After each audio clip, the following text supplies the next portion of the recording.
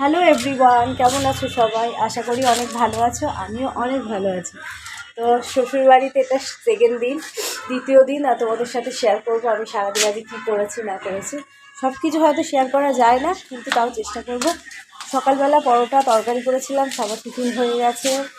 এই যে এদিকে বাসন পড়ে আছে টিফিনের, আর সকালের বাসনগুলো মানে রাতের বাসনগুলো সব সকালে মাজা হয়ে গেছে, সব কাজ কমপ্লিট হয়ে গেছে।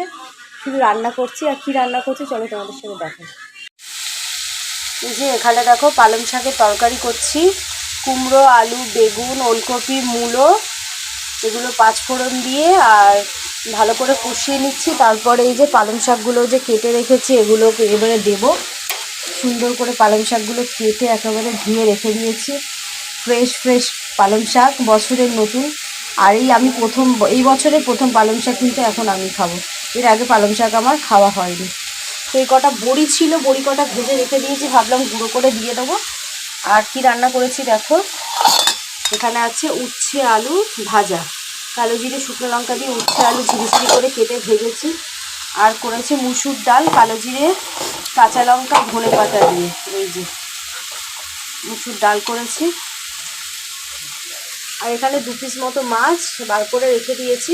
এটা ডুবুকে একটু ভেজে দেবো আর বন্ধুকে একটা ভেজে দেবো। দেখো আমি রান্নাটা করি, পালং শাকগুলো এক এক করে দিয়ে দিই।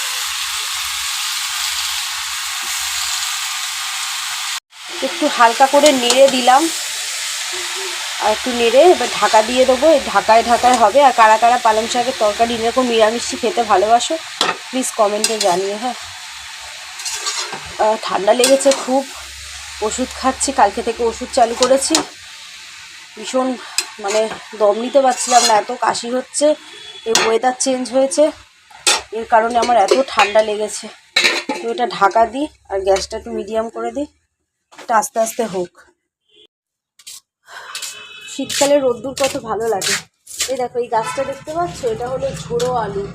এই দেখো আলু হয়েছে, দেখো তোমরা দেখতে পাচ্ছ কিনা জানি। এই যে দুটো, আমি ব্যাক ক্যামেরা করে দেখাচ্ছি। এই যে আলু গাছটা, এর মাটির তলাতেও অনেক আলু হয়েছে। আলুগুলো একদিন বার করা যাবে, তখন দেখাবো। আর এই দেখো আলুগুলো হয়েছে, দেখেছো? এগুলোকে বলে ঝোড়ো আলু না ঝোলো আলু কি একটা বলে, এবং গাছের ওপরে ঝোলে। আর কত সুন্দর সুন্দর গাছ এখানে দেখো।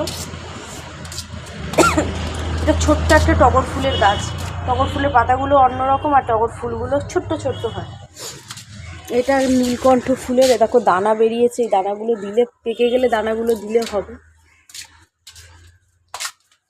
এই একটা নীলকণ্ঠ ফুলের গাছ, কি সুন্দর। এই যে এই মধু ফুল, তোমরা এই মধু ফুলের মধু খেয়েছো? আমার তো ছোটোবেলায় খুব ভালো লাগতো। এইটা একটা ডিজাইন করা বট গাছ। রোদ্দুরটা বেশ ভালো লাগছে, হালকা হালকা ঠান্ডা লেগে আছে তো, এই কারণে রোদ্দুরটা ভালো লাগছে। আবার শ্বশুরবাড়ির তুলসী গাছগুলো দেখবে, দেখো কত তুলসী গাছ, আর কত বড় বড় ওই যে উপরে চলে গেছে। আর এই শীতকালে না তুলসী গাছ ঝরে পড়ে যায়, মানে বর্ষাকালে একদম গাছগুলো বেশি বেশি হয়ে ওঠে, আর শীতকাল আসলে সব ঝরে ঝরে ঝরে ঝরে পাতাগুলো পড়ে যায়, শুকিয়ে যায়। আর ওই শীতকালে দানাগুলো আবার ছড়িয়ে দিলে আবার নতুন গাছ হয়। তো আপাতত এইটুকু থাক, আবার পরের ভিডিওতে তোমাদের সাথে দেখা হবে। আজকে অনেক বক বক করে ফেললাম, চলো টাটা।